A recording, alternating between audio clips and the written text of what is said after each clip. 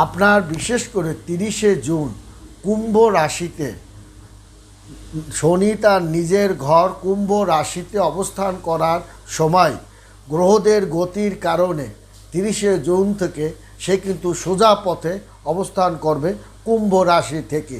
এই সময় দেখা যাবে মেষ রাশির জাতকদের একটা অপ্রত্যাশিত সফলতার দিক ধাবিত হবে।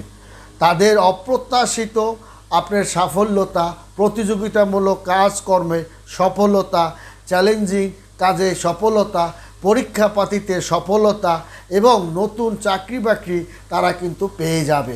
অর্থাৎ প্রতিযোগিতামূলক কাজে মেষ রাশির জাতক তার শনির যে প্রভাবটা তার কর্মস্থলে পড়ার কারণে মেষ রাশির জাতকদের আমূল একটা পরিবর্তন সাধিত হবে এবং 30শে জুন কুম্ভ রাশি থেকেই